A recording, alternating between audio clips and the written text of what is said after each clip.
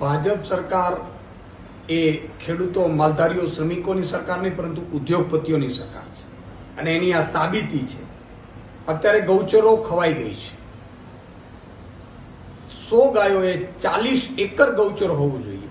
અત્યારે ગુજરાતના 9000 ગામડાઓમાં આ ગૌચરો માત્ર કહેવા પૂરતા બચ્યા છે. 9000 ગામડાઓ, 18 લાખ ચોરસ મીટર જમીન આ સરકારે ઉદ્યોગપતિઓને પધરાવી દીધી છે.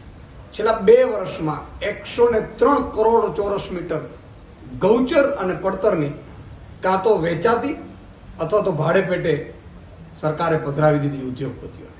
આ શું કરવામાં બેઠા છો તમે? આ આપણા બાપુજીનું ગુજરાત છે. તમે લાણીઓ કરો છો. તમે મુખ્યમંત્રી કે કેબિનેટ નક્કી કરે એટલે જમીનો ગૌચરની પધરાવી દેવાની અને માલધારીઓના વિરુદ્ધ કાયદો લાવવાનો કે ગાયોની ગૌચર તો તમે ખાઈ ગયા છો. અત્યારે ગુજરાતમાં પેલા 700 ગામો ગૌચર વિહોણા હતા, અત્યારે 2800 ગામો ગૌચર વિહોણા થઈ ગયા છે. ગૌચરો જ નથી, 2800 ગામો.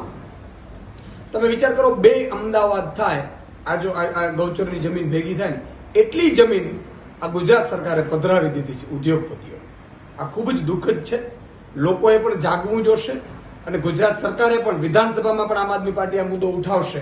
એને જવાબ આપવો પડશે કે ઉદ્યોગપતિઓને તમે શું કામ ગૌચરની પડતરની જમીનો આપો છો? એવું તમારો શોખ હોય તો આપો, ખેડૂતોને જમીન વિહોણાને આપો, ગરીબોને આપો, પરંતુ નહીં.